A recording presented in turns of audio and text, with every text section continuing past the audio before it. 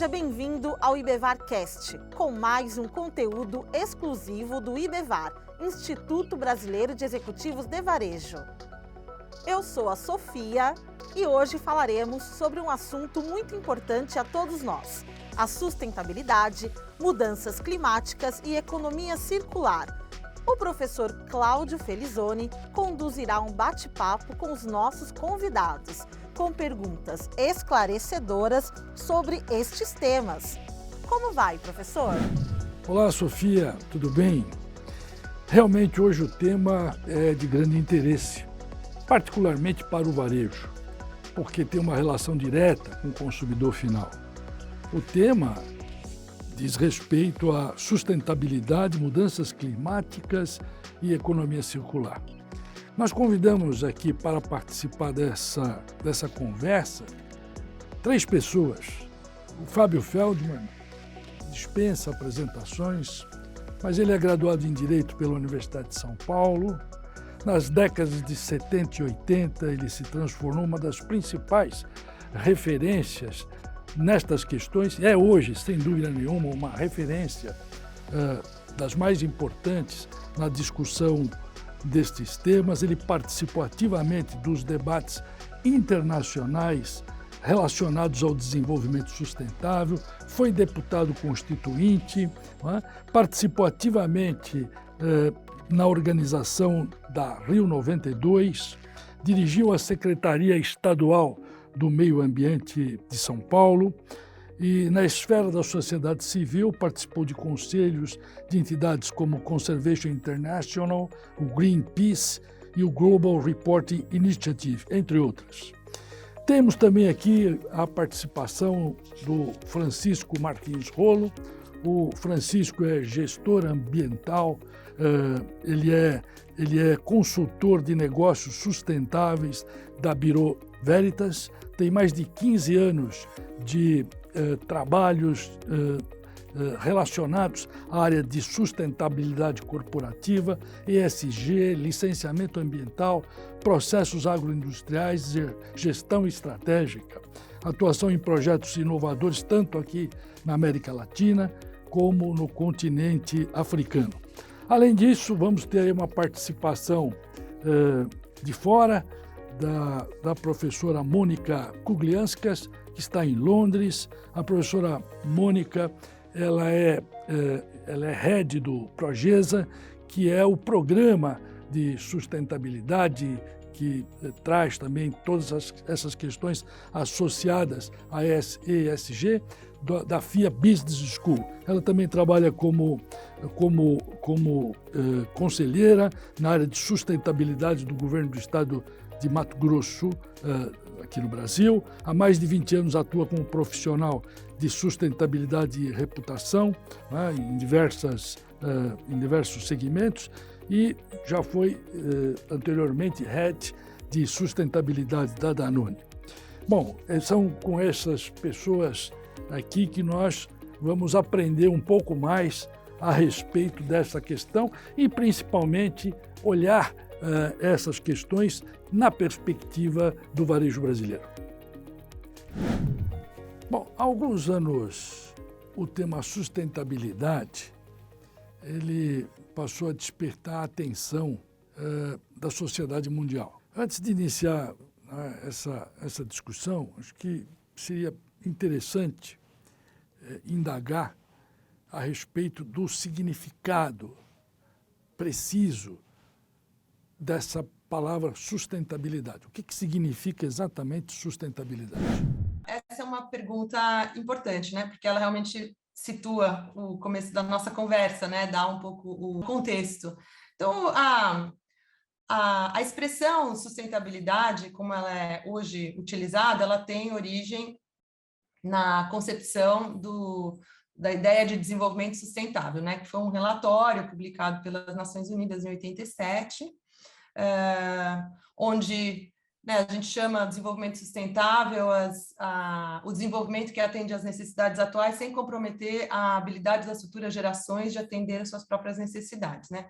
Então, na essência, o desenvolvimento sustentável é um processo de mudança no qual a exploração dos recursos, o direcionamento dos investimentos, a orientação do desenvolvimento tecnológico e a mudança das instituições, né, estão em harmonia e reforçam o atual e futuro potencial para satisfazer as aspirações das necessidades humanas, né?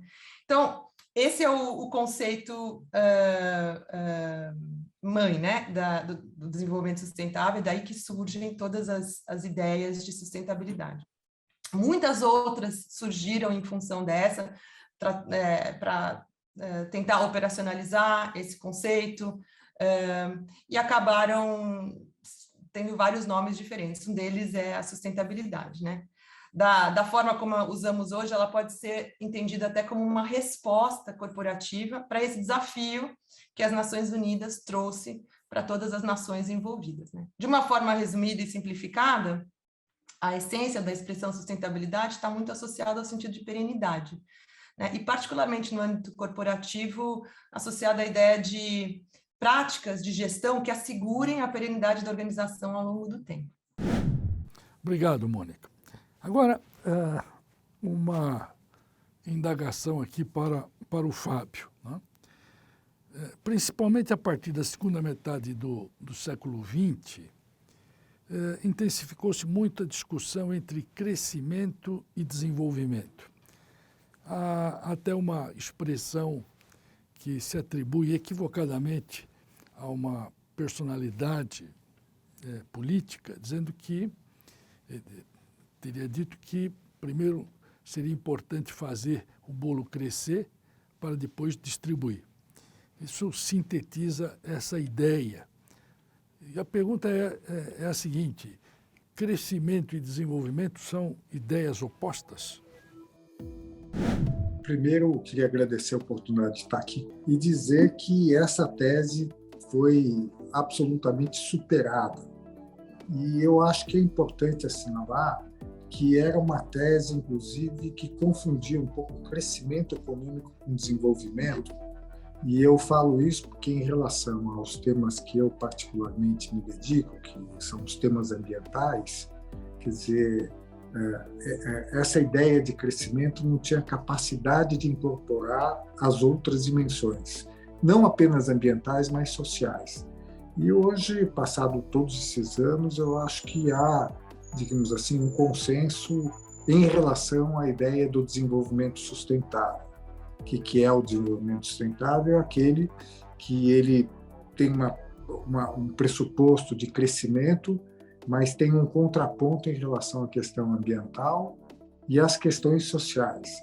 O crescimento, eu diria que é a dimensão econômica, tem que assinalar isso, e acho que a grande novidade que a questão ambiental traz, ou da sustentabilidade, é a ideia das futuras gerações. Quer dizer, eu tenho que ter uma preocupação de médio e longo prazo. O curto prazo é importante, mas ele não é capaz de garantir um futuro para a sociedade. Obrigado, Fábio. Agora eu queria perguntar a você, Francisco. Eu sou um economista e o tema sustentabilidade, para mim, ele tem um significado muito particular, sustentabilidade econômica. Mas hoje fala-se de sustentabilidade de uma forma bem mais abrangente. Você podia qualificar um pouco mais quais são essas dimensões que essa palavra acaba suscitando na sequência? Olá, professor, como vai? Sustentabilidade, de fato, é um termo bastante abrangente. Sustentabilidade está muito associado às questões econômicas, de fato, mas também às questões ambientais e sociais que são inerentes ao desenvolvimento de negócios e de tratativas comerciais como um todo, né? Não é possível desassociar os impactos ambientais e os impactos sociais de uma determinada companhia do seu desempenho econômico. Isso você pode perceber pelo reflexo dos investimentos atualmente no setor, né? Muitos investimentos e fundos de investimento olham hoje a sustentabilidade como algo central ao desenvolvimento dos negócios. Central justamente pela necessidade de você entender o momento da companhia e o seu local no espaço e no tempo, e sua relação com a comunidade do entorno, com seus stakeholders, para que você consiga ter um resultado que é para além do resultado econômico. considera também as questões sociais, ambientais e os impactos positivos que você pode ter advindo da atuação das companhias.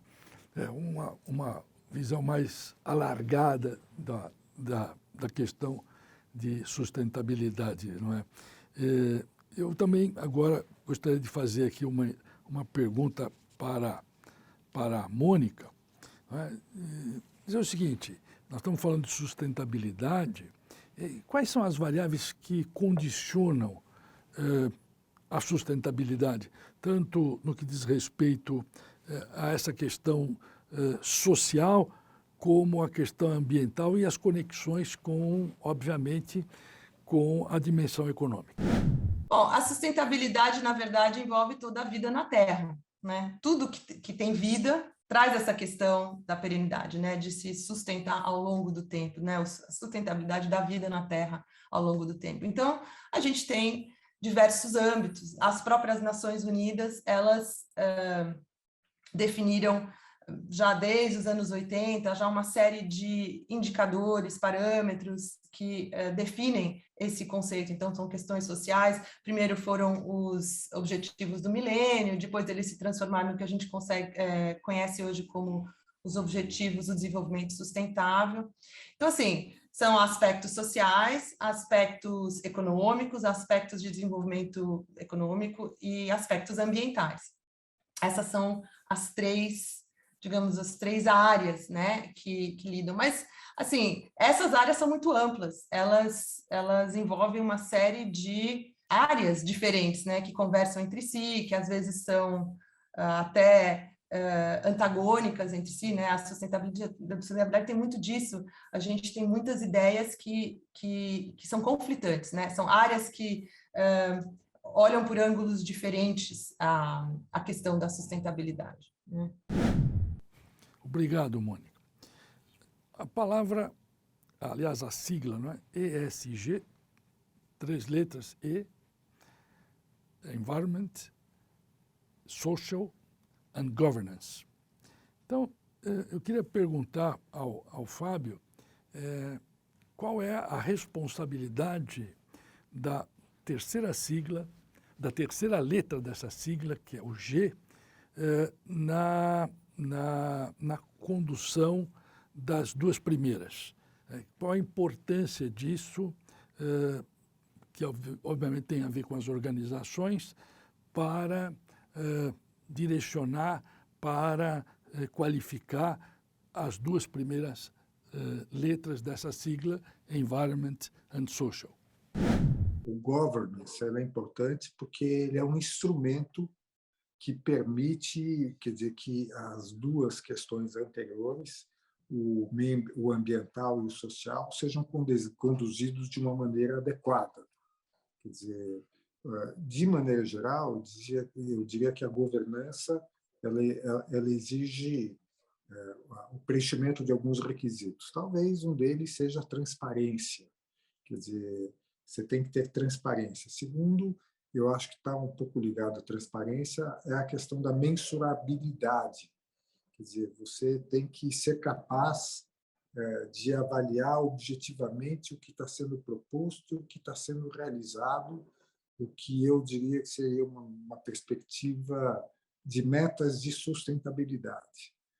E acho que essa palavra ESG é importante, ela está sendo muito valorizada de um tempo para cá, mas eu acho que nós temos que fazer sempre um alerta no sentido de que, se não houver uma boa governança, quer dizer, o ESG pode se transformar no que a gente chama greenwashing, ou seja, maquiagem ambiental.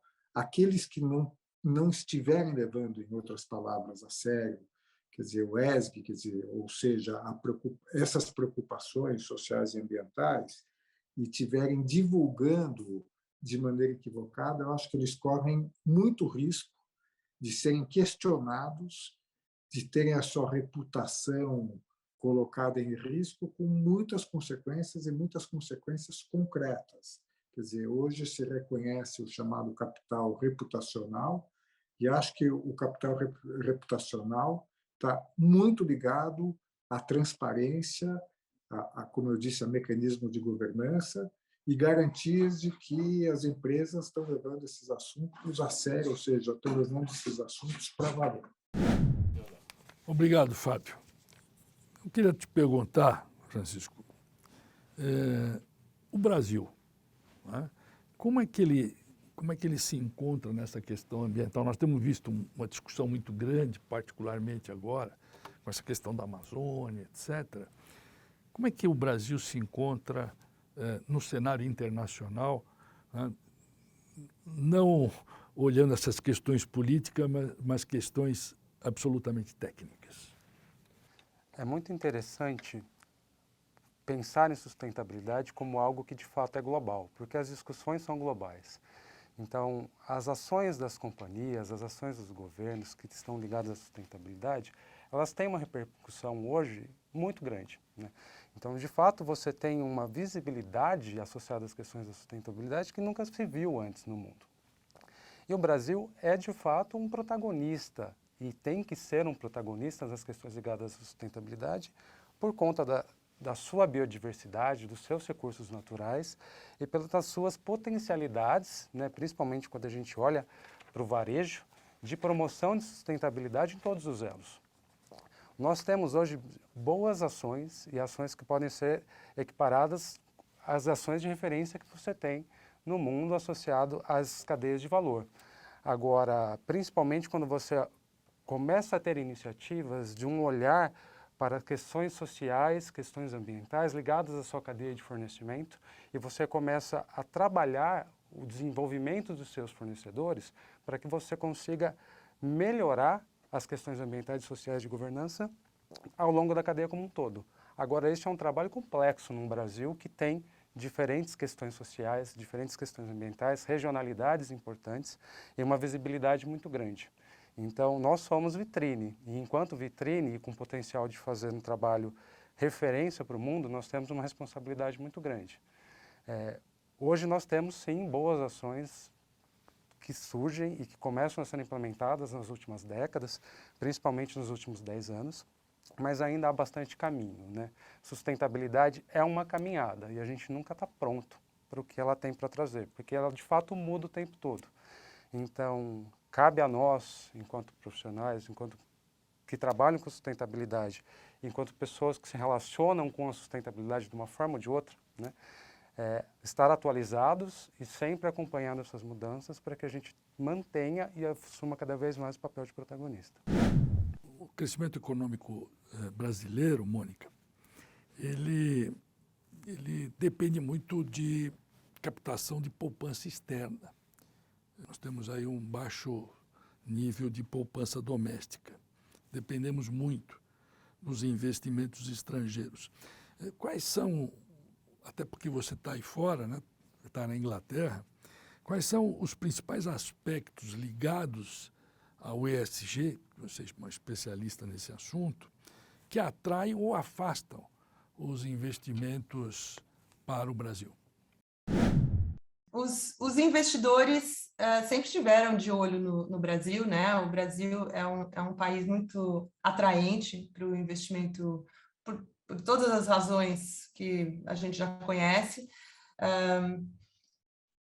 Mas a agenda ESG, ela trouxe uma nova camada, né? Um novo layer, uma linguagem nova que os investidores estão dialogando com as empresas.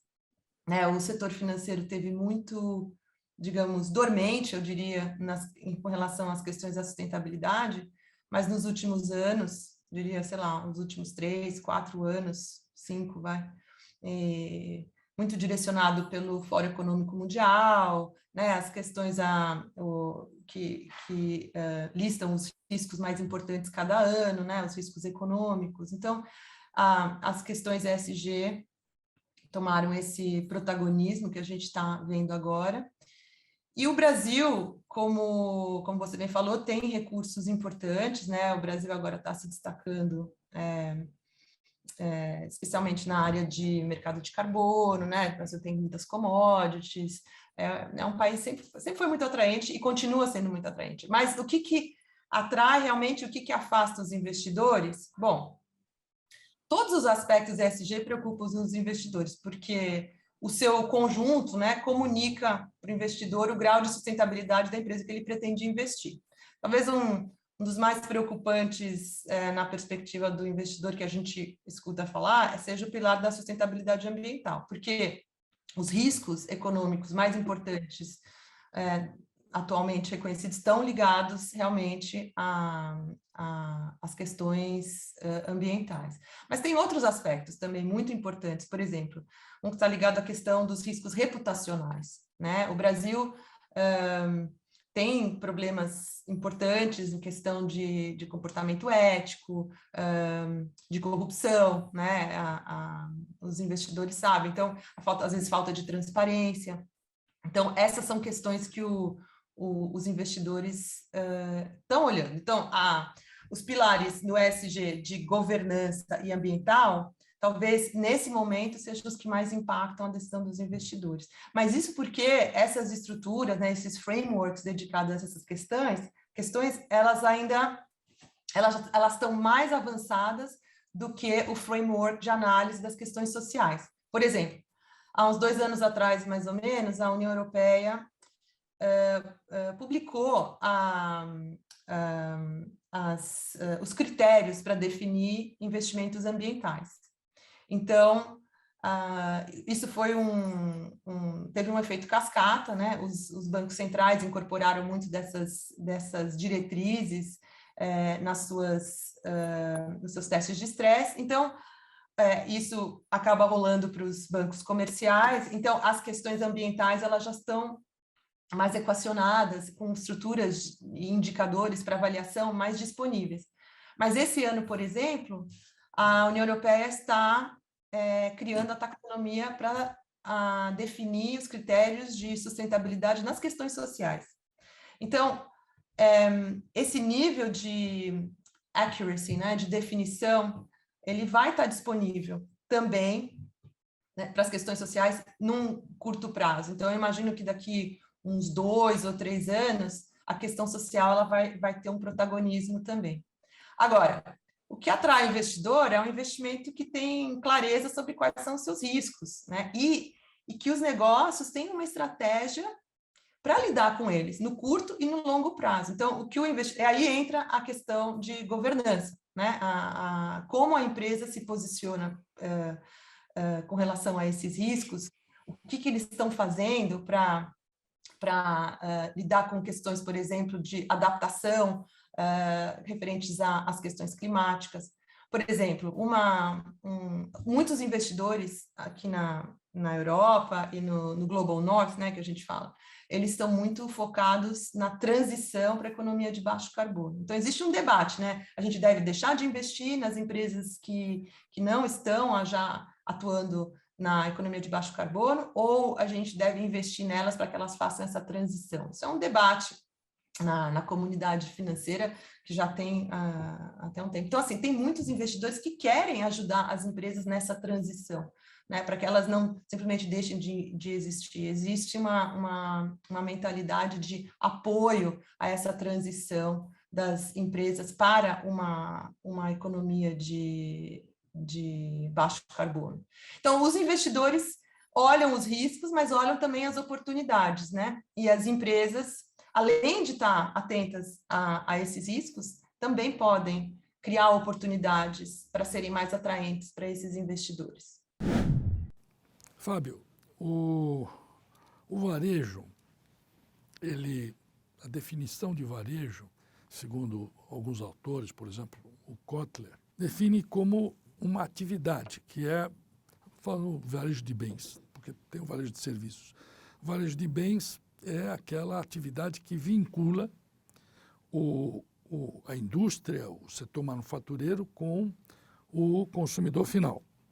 Portanto, não é exatamente um setor, mas é uma atividade econômica, porque uma indústria pode exercer essa atividade, pode desempenhar essa atividade, uma atividade de varejo, uma atividade de distribuição. De que modo essa atividade, né, ela pode prejudicar ou beneficiar a questão da sustentabilidade ambiental? De que modo o varejo concebido dessa forma, pode ser um agente promotor das questões ambientais ou trazer prejuízos para esse aspecto tão importante. Eu diria para você que eu acho que o varejo é absolutamente estratégico em tudo isso que nós estamos falando. Por que o papel do varejo é tão relevante e a gente tem que sempre assinalar esse papel? Porque, como você disse, de maneira geral, o varejo está em contato direto com o consumidor. E eu acho que hoje o consumidor ele tem um perfil muito diferente do consumidor de 40, 50 anos atrás. Quer dizer, o consumidor de hoje, ele, no ato do consumo, ele, além de querer dos bens e serviços, a utilidade que esses mesmos prestam, eu acho que tem uma dimensão política no sentido de querer que esses bens e serviços atendam alguns requisitos essenciais. Vou dar um exemplo que eu sempre falo. Eu vou comprar uma mesa, uma mesa de madeira, e daí eu quero que essa mesa seja produzida com madeira certificada.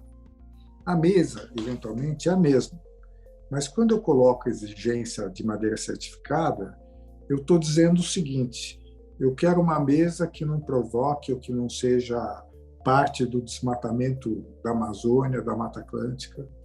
Quer dizer, eu quero uma mesa que, ao contrário, possa ajudar nessas questões de sustentabilidade, quer dizer, uma mesa que eventualmente vem de uma plantação que atende, de uma empresa que planta, que atende requisitos ambientais, mas eventualmente até requisitos sociais. Que tipo de requisito?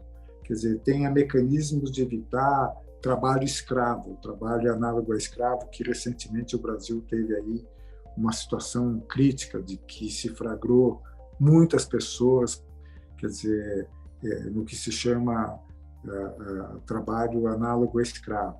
Então, quer dizer, eu acho que o varejo, quer dizer, uma vez consciente desse papel, eu acho que ele pode ajudar muito a combater o aquecimento global, conservar a biodiversidade e, no campo social, combater a pobreza e mesmo a desigualdade.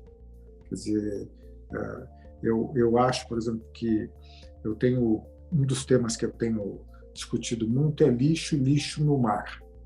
E no campo do lixo, a questão dos plásticos. Quer dizer, a questão do plástico hoje, ela é uma questão de natureza mundial. Acho que todo mundo sabe que as Nações Unidas está discutindo uma convenção, ou seja, um tratado internacional para tratar o tema do lixo do mar. Tão grave esse tema. E aí, por exemplo, o varejo tem um enorme papel. Por quê? Porque, quer dizer, você tem vários mecanismos para combater o lixo no mar. Você tem alguns países, por exemplo, como a Índia, que estão com legislação específica sobre isso, com algumas exigências. Você é contra? Não. Eu acho que em algumas situações a lei é necessária, a lei é até indispensável. Mas acho que o varejo, à medida que incorporar essa agenda, ele pode dar uma enorme contribuição em relação a isso. Quer dizer, ele que, como eu disse, ele aponta com o consumidor, ele pode ter políticas claras, efetivamente, de evitar o uso do plástico, aquele uso desnecessário, aquele uso supérfluo do plástico. Então, quer dizer, nós temos muitas e muitas situações que eu acho que o varejo vai ter um papel ainda muito maior do que ele tem hoje. Um outro tema, por exemplo, que está sendo muito discutido no mundo, diz respeito à moda. E não sei se as pessoas sabem, mas muitos, relativo inclusive a plástico, muitos têxteis, eles, na verdade, usam matéria plástica, inclusive nanoplástico. E, portanto, quer dizer, a depender do descarte que você faz da roupa, você está contribuindo para a poluição, quer dizer, no mar, ou poluição, quer dizer, em lixão e até o sanitário. Mais uma vez, eu vejo um grande papel do varejo. Que papel do varejo é esse? O varejo exigindo dos seus fornecedores quer dizer, que eles usem produtos ou insumos do ponto de vista ambiental mais corretos, do ponto de vista até mesmo de incorporar novas tecnologias. Eu acho que essa é uma questão importante. Ou mesmo, eu acho que na questão do varejo, quer dizer, que essa é uma grande discussão no campo de resíduos sólidos, que é a logística reversa, o varejo se preparar, por exemplo, na logística reversa, para quando você for comprar algum produto novo, você ter a capacidade, você, consumidor, de entregar o produto velho e o varejo dar a destinação correta desse produto, que pode ser aterro sanitário, mas pode ser na linha da economia circular, de usar a matéria-prima importante, a matéria-prima valiosa, e impedir que ela seja descartada no meio ambiente. Então, meu caro amigo Felizone, eu diria para você que temos aí muitas oportunidades, inúmeras, que, se bem aproveitadas, elas podem ser muito benéficas para o próprio varejo, para as empresas que praticam o varejo, para as empresas que fornecem para o varejo, mas, mais do que tudo, para a sociedade de maneira geral e, no campo ambiental, para as futuras gerações. Quer dizer, o varejo pode ser, digamos assim, um dos grandes agentes de transformação do planeta, no sentido de garantir que nós estejamos frente de uma economia sustentável, de uma economia de baixo carbono, enfim, que são as grandes demandas que estão sendo cada vez mais colocadas no século XXI. Obrigado, Fábio. O Francisco é consultor de negócios da BV, que é uma empresa certificadora, uma empresa que desenvolve projetos nessa área ambiental. Certamente deve ter muitos clientes no que diz respeito a essa operação, essa atividade de varejo, né? Eu queria te perguntar, nessa tua atividade profissional, exemplos de iniciativas que foram, vamos dizer assim, auspiciosas no sentido ambiental, promovidas ou que têm como agente interveniente essa atividade de varejo. Muito interessante a pergunta. Quando a gente pensa em sustentabilidade no varejo, é muito importante que a gente considere toda a cadeia de produção, porque você tem questões que são difusas e muitas vezes particulares de um determinado elo, né? Então, o varejo, por ser muito abrangente, você tem uma necessidade de um olhar muito diverso, mas que não deixa de ser um olhar de especialista para as questões de sustentabilidade de cada negócio. Algo que tem se destacado de forma bastante positiva é justamente um olhar para a cadeia de valor, a cadeia de fornecimento associado ao setor têxtil. O setor têxtil no Brasil, assim como no mundo, tem um importante papel em relação à sustentabilidade e é hoje uma das indústrias mais impactantes do ponto de vista social e do ponto de vista ambiental. Então, é necessário olhar para as questões ligadas à sustentabilidade no setor têxtil, e o Bureau Veritas tem atuado de uma forma bastante intensa no Brasil, com promoção de sustentabilidade e avaliação de fornecedores para garantir que as peças, as confecções, todo o processo de produção associado à cadeia têxtil atenda os pré-requisitos de sustentabilidade, não só nacionais, mas também padrões internacionais e regulamentos internacionais associados ao tema. A gente percebe, nos últimos anos, um grande avanço em relação à sustentabilidade, à circularidade também na cadeia têxtil, principalmente associado aos processos de certificação, que os grandes varejistas ou as grandes companhias exigem de seus fornecedores, que promove, na verdade, um crescimento do setor como um todo. O pequeno fornecedor, ele se desenvolve a partir dessas métricas, a partir dos critérios avaliados na certificação e passa a trabalhar todas as suas relações comerciais dentro de outro patamar de sustentabilidade.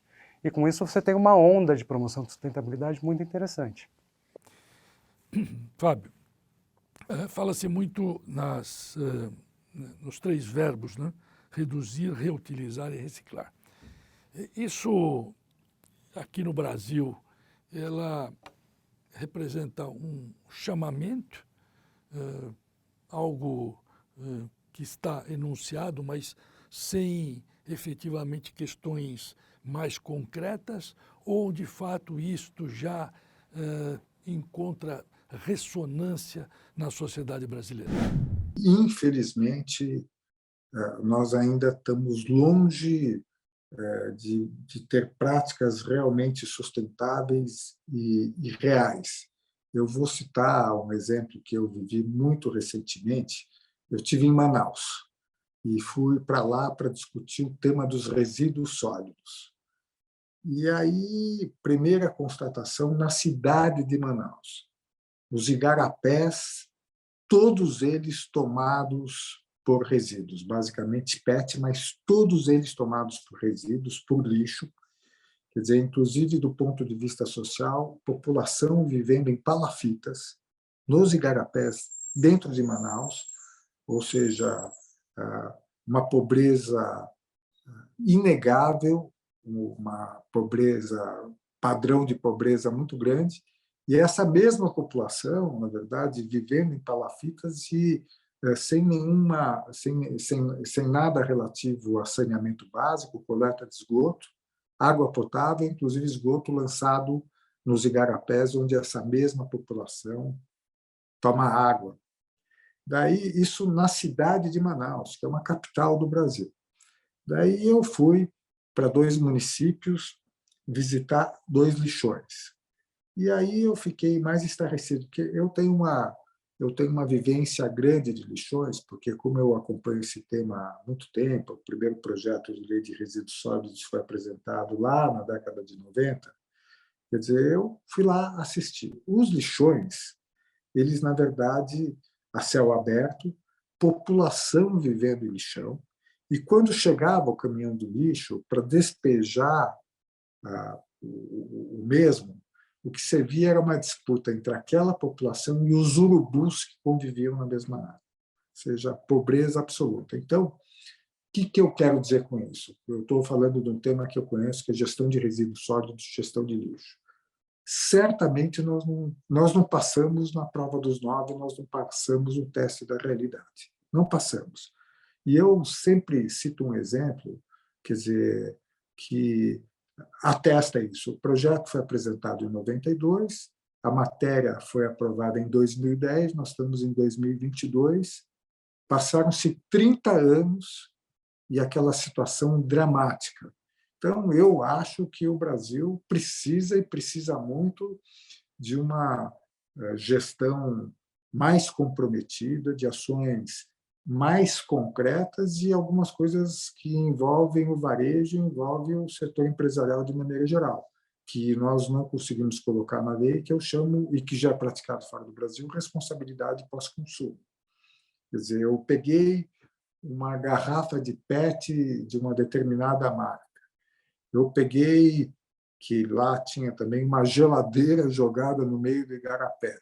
Pega a marca do refrigerante, pega a marca da geladeira e chama aquele produtor, fabricante, e diz, olha, você tem responsabilidade com isso. Você pode dizer, e o consumidor também. Mas o que nós estamos assistindo é que o consumidor, individualmente, ele não tem essa capacidade de enfrentar o problema na intensidade e gravidade que tem no Brasil. E, olha, uma observação, aquilo que eles chamam, quer dizer, do ponto de vista da prefeitura, era aterro controlado. Não, aquilo era um lixão a céu aberto. Então, eu acho que nós temos que avançar muito, menos conversa, mais ação e mais responsabilidade de todos, mas também do setor empresarial. Obrigado, Fábio. Mônica, a pandemia acelerou o varejo virtual. Já vinha crescendo a uma taxa bastante alta, mas houve uma mudança muito significativa. Eu queria perguntar quais são os impactos disso para a questão de sustentabilidade, porque, obviamente, existe um problema todo de fracionamento, um problema de distribuição, né? Um problema de pulverização destas operações. Quais são esses impactos para o meio ambiente, para as questões de sustentabilidade que nós aqui estamos a tratar? Então, a pandemia realmente ela foi uma mudança radical, né, no comércio, de uma forma geral. Acho que as pessoas se acostumaram agora com a compra virtual, o ambiente virtual de uma forma geral, né? E eu não sei exatamente como isso está funcionando no Brasil, mas eu posso dizer que aqui na Europa realmente isso foi uma mudança radical. A ponto, por exemplo, da gente ter muitos novos players no mercado. Antes a gente só tinha a Amazon, né? Agora a pandemia obrigou todas as empresas aqui a se adaptarem, né? E atuarem no ambiente virtual. Então, o serviço para o consumidor melhorou muito, porque a gente tem muita opção e a concorrência é muito grande. Agora, isso trouxe alguns outros problemas que a gente vai ter que lidar desde a questão, por exemplo, ambiental, né? A compra online, ela é muito fácil, a pessoa compra, existe um hábito, por exemplo, aqui na Europa, das pessoas comprarem, experimentarem em casa e, se não gostarem, põe no correio e devolve. Pode ser uma roupa, pode ser um produto, assim, e as empresas, começando pela própria Amazon, não questiona, né? Então, assim, satisfação garantida é o seu dinheiro de volta absoluto. Se você vai lá, se você clicar na Amazon, não quero mais, tem vários pontos de coleta aqui, você não precisa nem embalar o produto, você devolve como você quiser, eles acreditam a sua conta imediatamente.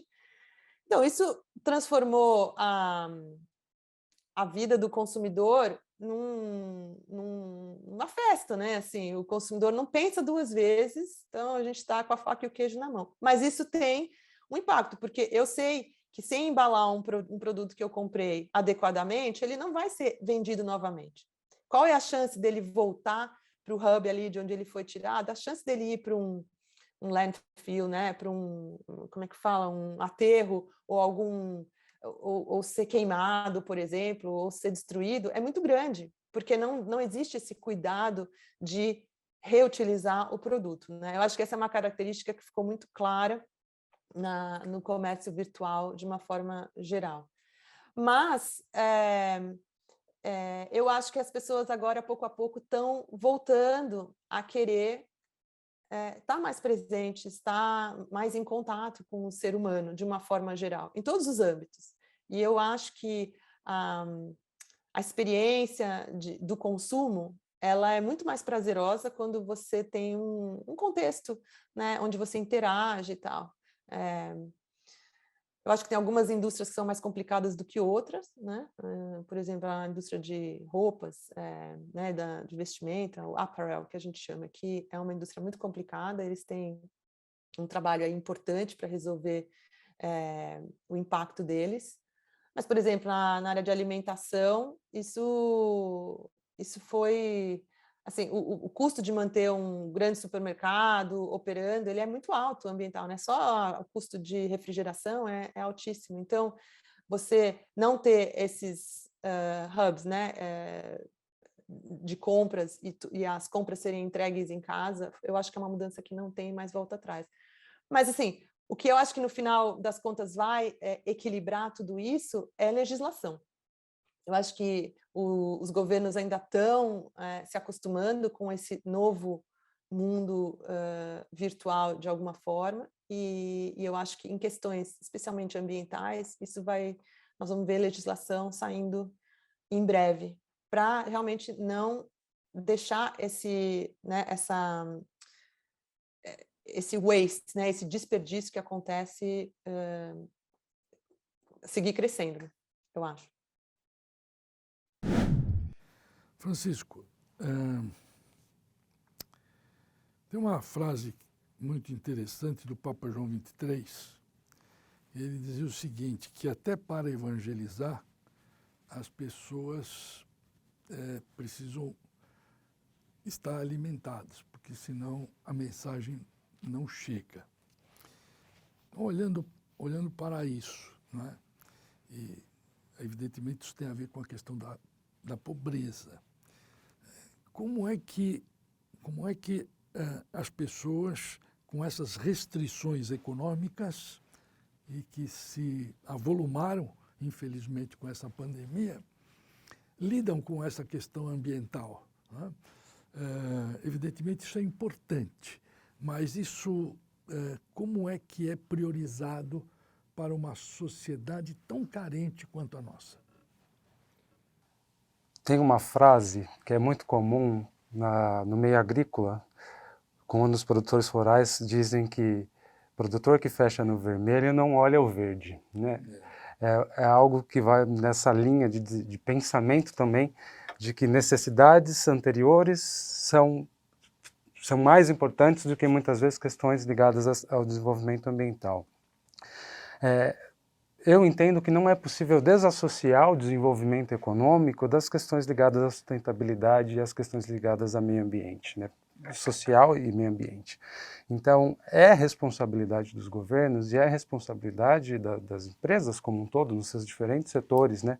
E da indústria como um todo também, lidar com as desigualdades sociais e com as questões que estão associadas à sustentabilidade. Não dá para pensar mais que a sustentabilidade é um produto premium, que é destinado a uma parcela específica da população, a um nicho específico de consumidores. A gente está passando por um momento da humanidade com as mudanças climáticas e a necessidade de ações que são emergentes para todos os níveis e em todos os locais, nas diferentes frentes de atuação. Então, a sustentabilidade social e ambiental e as ações de governança para que você consiga de fato alavancar a sustentabilidade, elas têm que ser inclusivas. Ser inclusivo é fundamental para a sustentabilidade. Então não é possível pensar a sustentabilidade de forma apartada das questões ligadas ao combate à pobreza e da sustentabilidade aos produtos ligados às populações de menor poder aquisitivo, de mais baixa renda.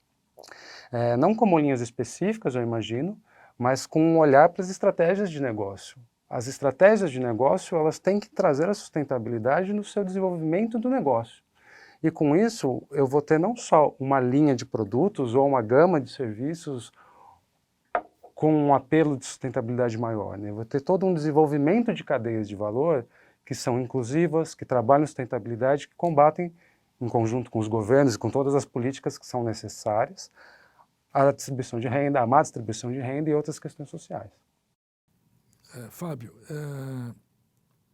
você foi deputado constituinte e é uma pessoa que está aí na liderança desses movimentos que hoje têm ocupado um grande espaço na agenda de diversos países, infelizmente, inclusive o Brasil. Então, eu gostaria de saber, e você, além de tudo, é advogado, eu gostaria de saber a respeito da questão do marco legal, né? Como é que a legislação brasileira, em que ponto nós estamos? Quer dizer, falta alguma coisa ou, vamos dizer assim, o marco legal está suficientemente bem construído a partir destes movimentos, a partir dessas propostas, e o que está faltando seria operacionalizar. Ou, ao contrário, nós ainda precisamos evoluir muito mais nessas questões do marco legal, tendo em vista ou tendo como paradigma outros países. A primeira questão diz respeito à legislação que está aí, quer dizer, aplicar a legislação. Quer dizer, esse é o primeiro aspecto, quer dizer, a implementação. Daí você vai dizer, e por que não necessariamente a legislação está sendo implementada? Porque, na minha opinião, quer dizer, nós temos assistido no Brasil como um todo uma fragilização das agências governamentais de meio ambiente.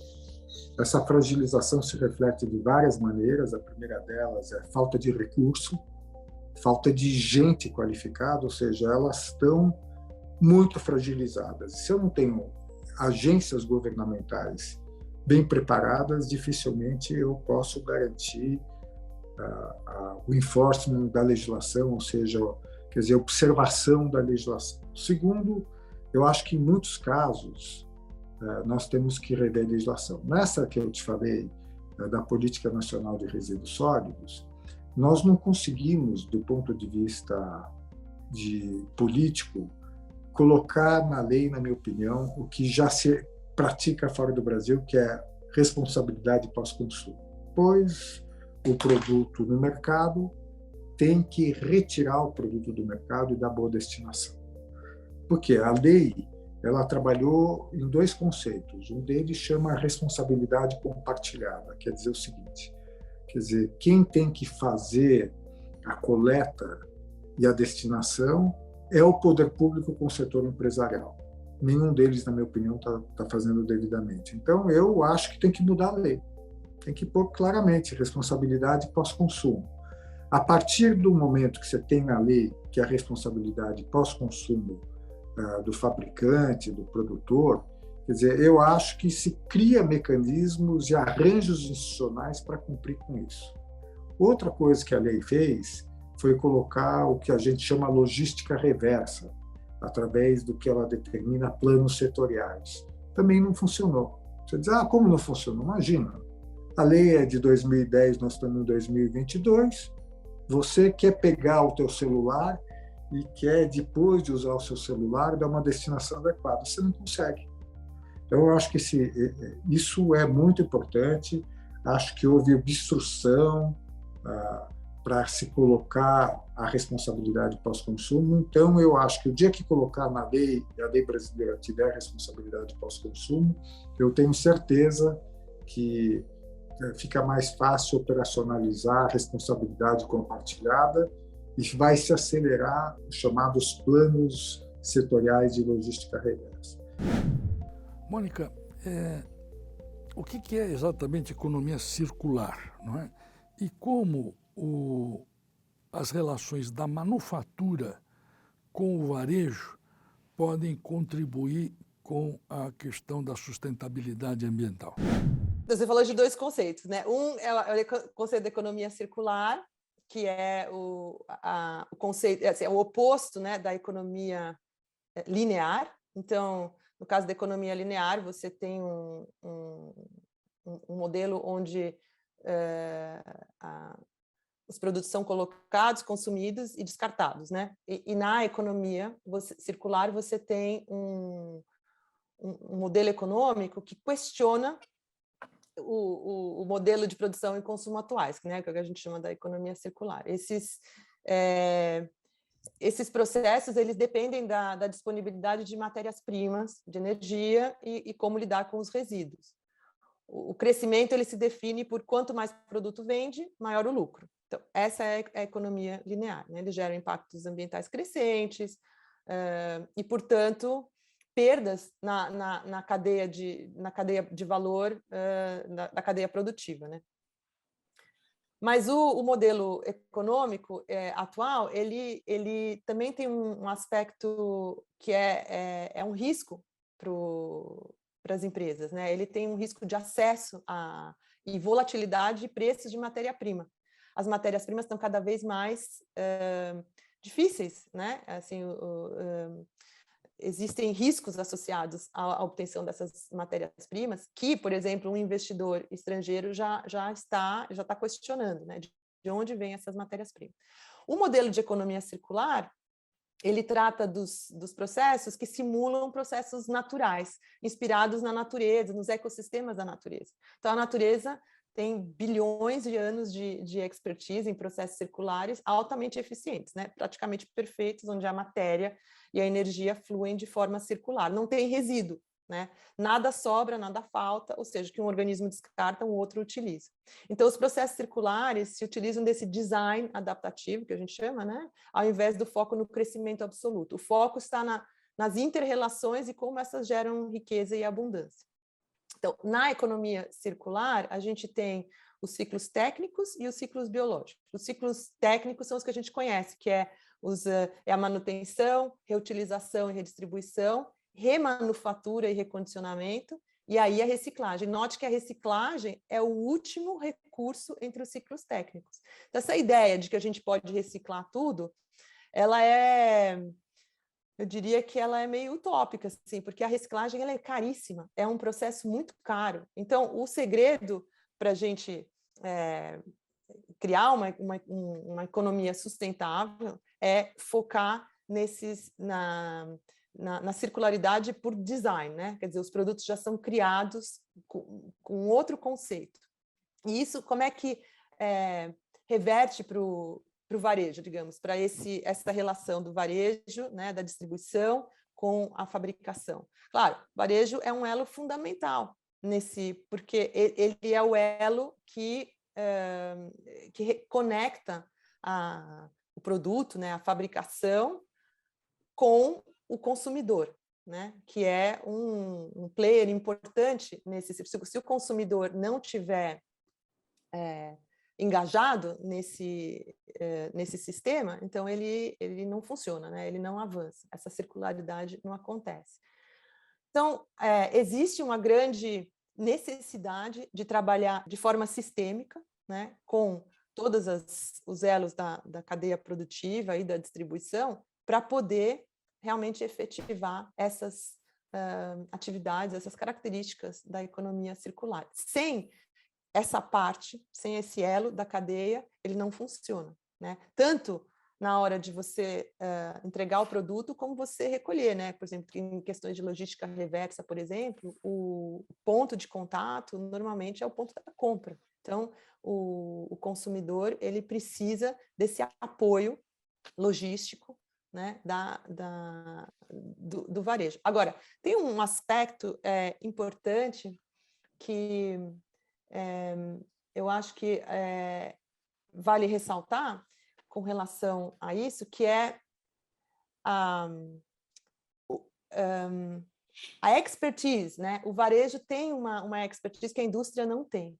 Então, muitos desses produtos, que às vezes a indústria quer criar um produto circular, mas ele não conhece a realidade do consumidor. Então, eu acho que a oportunidade para a distribuição, para o varejo, é se posicionar como um asset, como um player nessa equação. Não esperar que o produto seja criado e depois ele seja inflicted, né? que ele seja obrigado a trabalhar nessa função.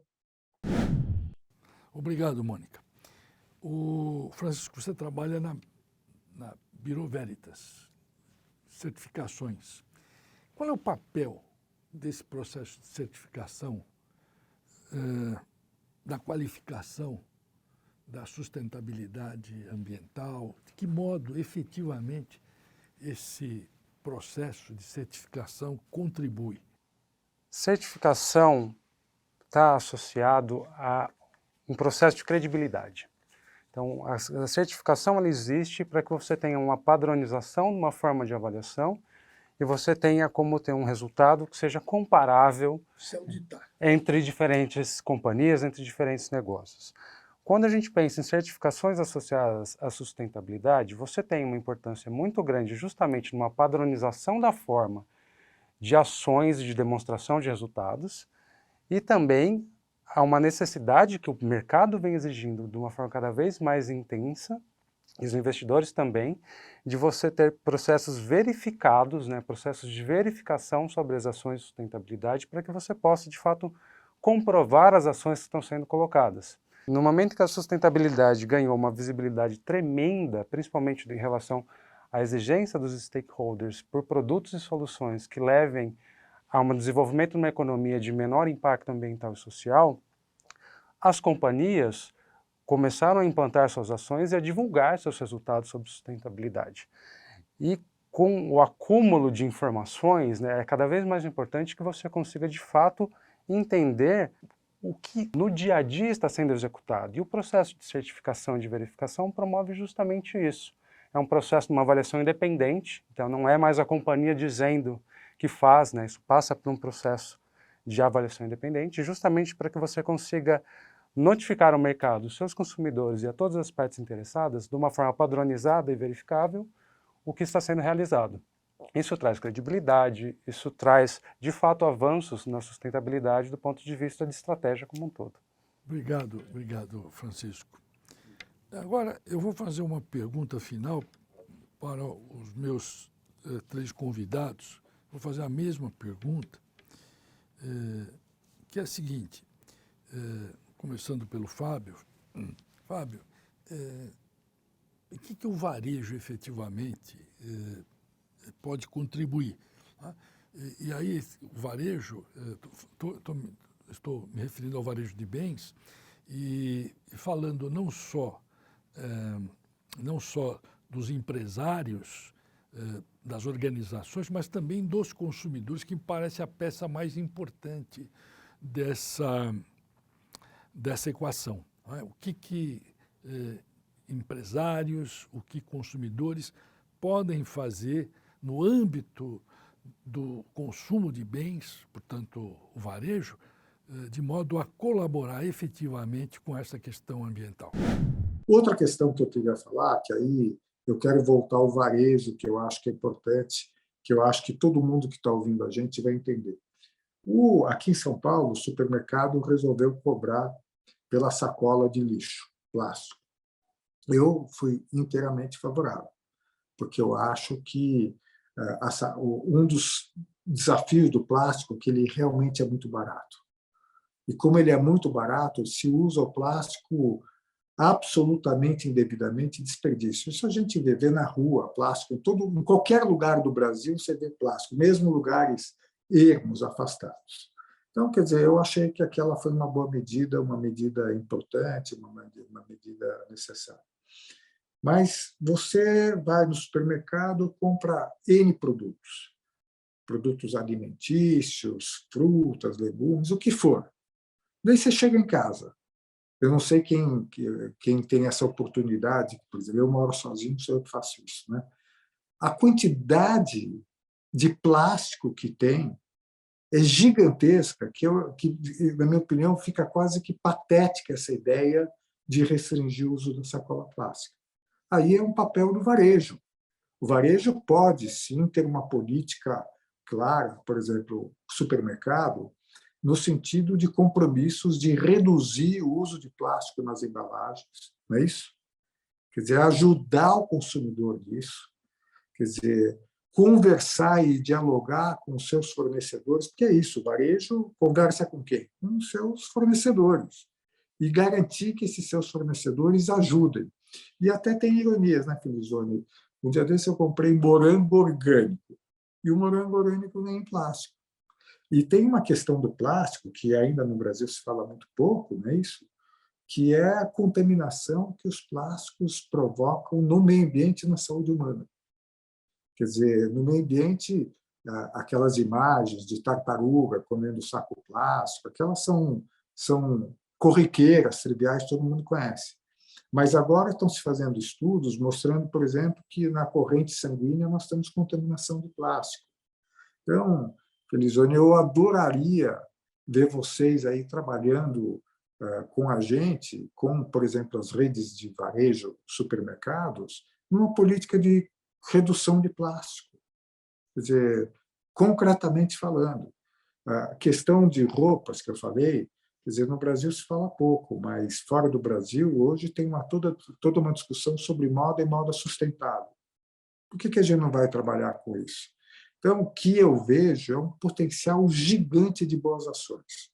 Você vai me perguntar o que está faltando. Eu acho que, em primeiro lugar, é ter uma agenda que coloque isso para os atores estratégicos importantes. E tenho a certeza absoluta, e não acho que eu acho que é uma agenda que pode ser provocada pelo poder público. Acho que teremos que ter o poder público, mas acho que o setor de varejo tem toda a condição de liderar essa agenda. Fábio, obrigado. Eu vou fazer a mesma pergunta agora para a Mônica. É a mesma pergunta. Efetivamente, todos têm um papel a cumprir no atingimento desses objetivos do desenvolvimento sustentável, em todos os níveis, em todas as áreas, em todos os setores. Acho que, com relação ao consumo, a gente precisa, nós como consumidores, vamos olhar primeiro do aspecto, todos nós somos consumidores, né? Acho que a pergunta que nós temos que nos fazer é consumir melhor, né? A gente precisa entender melhor quais são as nossas necessidades, não consumir por consumir. O consumo, aquela ideia, né? Consumo, logo existo, né? Assim, o que me define é se eu posso ter coisa, se eu posso comprar coisa. Isso está fadado a deixar de existir em algum momento. Então, isso vai criar uma lacuna importante assim nas pessoas, porque aquele preenchimento, né? De a compra pela compra. Acho que essa é uma reflexão que cada um de nós vai acabar tendo que fazer em algum momento nas nossas vidas. Talvez as novas gerações já venham com isso de alguma forma mais imbuída assim, na sua forma de ver o mundo. Mas acho que como consumidor não é deixar de consumir, é consumir melhor, né? Talvez a gente precise voltar a comprar coisas que sejam mais duradouras, que durem mais, que não sejam coisas que a gente usa e descarta, né? Talvez essa é o papel do consumidor. Isso já está sendo muito visto aqui na Europa, assim, isso já é uma tendência importante das pessoas se questionarem, né? Existem ainda o consumo impulsivo e o consumo de baixo custo também, isso existe. Mas eu acho que a gente vai aprender a questionar melhor o que a gente está comprando, primeiro, e segundo, se essas coisas podem ser consertadas, né? Não existe recondicionar, não existe consertar. Então, isso foi uma iniciativa do comércio, né, das empresas, elas criaram essa necessidade, eu acho que a gente vai ter que reverter isso. Então, mas isso é uma pressão que vai vir do consumidor, o consumidor vai ter que exigir isso, né, dos seus fornecedores, de uma forma geral. Essa é a perspectiva do consumidor. Acho que da perspectiva das empresas, a gente agora está vivendo um shift importante de compreender muitos elos da cadeia, do sistema onde a gente vive, né? O que a gente chama, tem muitas formas de chamar isso, as pessoas chamam às vezes de capitalismo de stakeholders, ou tem diversas formas de você colocar assim, mas eu acho que já para as empresas já ficou claro que não dá para atender só as necessidades de um público específico, que seria o investidor ou o acionista. Esse público ele precisa ser atendido, mas não em detrimento de todos os outros, né? De todo o ecossistema da organização. Então, essa atenção com relação a outros stakeholders, outros públicos, ela é chave para definir o propósito da organização, né? A visão da organização, onde ela quer chegar, o que ela quer ser, aquela ideia de perenidade que a gente falou logo no começo. Então, essa ideia de perenidade, ela passa por uma reflexão profunda, interna, da organização, da empresa. E aí eu falo de qualquer organização mesmo. Pode ser uma organização comercial, com fins lucrativos, mas outra também não. Organizações que servem à sociedade, elas precisam se questionar. Para que a gente existe? Né? O que a gente está fazendo aqui? E essa reflexão honesta, mais profunda, ela automaticamente traz à luz coisas que não são sustentáveis, que não estão agregando para essa perenidade que a organização quer ter. Quando eu atendo os clientes de consultoria, uma das perguntas que eu faço para os nossos clientes que me pedem uma estratégia de sustentabilidade quanto tempo a organização quer existir? Porque a estratégia de sustentabilidade ela é bem diferente se você falar para mim, olha, eu quero que a minha organização, a minha empresa exista há 5 anos, porque daqui a 5 anos eu vou vender, e o outro que vai comprar é que vai definir o que vai acontecer com a organização, com a empresa. Então tá. Então, para 5 anos a gente tem uma estratégia, a gente vai lidar com algumas questões aqui, então tá. Mas se ele fala para mim, eu quero que dure 20 anos, porque eu quero deixar isso para os meus filhos, tal, é uma empresa que eu tenho, né, eu vou deixar para minha família, tal. Então tá, então aí já é uma outra forma de ver, porque a variável tempo, ela é fundamental nessa questão de perenidade. Quanto tempo você quer durar? E aí as questões são mais complexas conforme o tempo. Agora, se você chegar para mim e falar, quanto tempo você quer? E a gente eu fiz uma vez um exercício com uma universidade aqui, a Universidade de Cambridge, a gente foi fazer um trabalho sobre reputação corporativa e, nesse caso, muito associado à questão de sustentabilidade. E a pergunta foi, quanto tempo vocês acham que a universidade vai existir? E aí eles falaram para a gente, olha, a gente quer que dure pelo menos as próximas 10 gerações. É o mínimo, entendeu? Pelo menos mais 500 anos ou 1000 anos. Esse é o horizonte. Então, nesse caso, as questões, as reflexões são bem diferentes. Então, o que as empresas têm que fazer é essa reflexão. Quanto tempo a empresa quer durar? Porque se ela for uma coisa efêmera, então a estratégia ela é mais, o escopo dela é bem mais reduzido. Se ela for mais longa, o trabalho é mais intenso. Vou finalizar aqui com o Francisco. Francisco, essa indagação aqui, o que o varejo pode fazer? O varejo é muito diverso. Então, quando a gente pensa em sustentabilidade no varejo, acho que é importante que as companhias, que as instituições envolvidas, se ela conseguir identificar quais são os seus impactos, qual é o seu caminho e sua trajetória em sustentabilidade de uma forma precisa, ela consegue traçar uma estratégia de desenvolvimento para que você avance nessa agenda, né?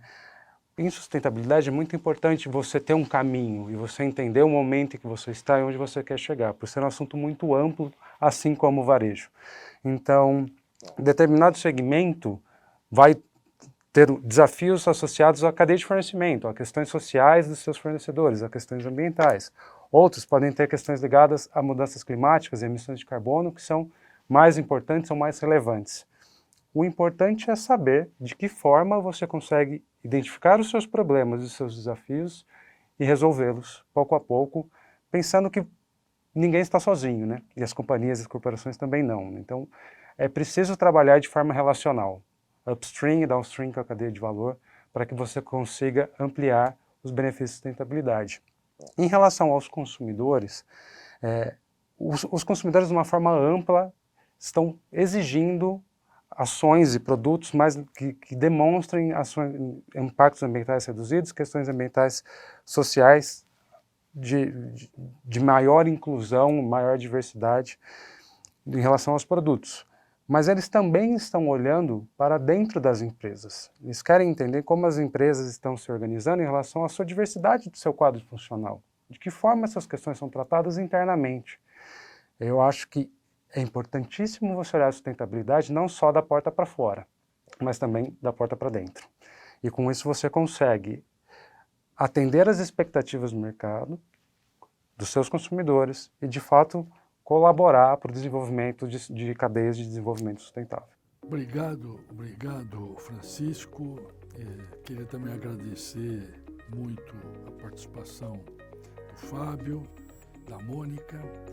Aqui nós procuramos trazer essa questão levando em consideração 3 perspectivas a partir do olhar de 3 especialistas, com visões distintas, mas complementares. O Fábio com essa visão abrangente, com esse trânsito político, com essa visão da sociedade brasileira.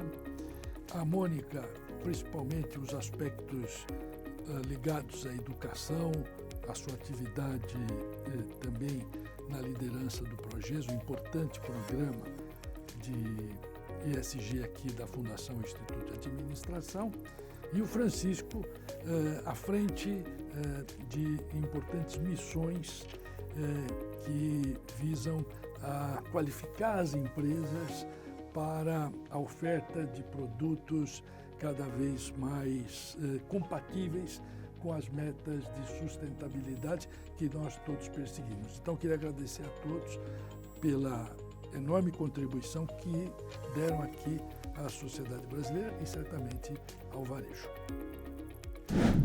Você ouviu ao IberVarCast, com mais um conteúdo exclusivo do IBEVAR, Instituto Brasileiro de Executivos de Varejo.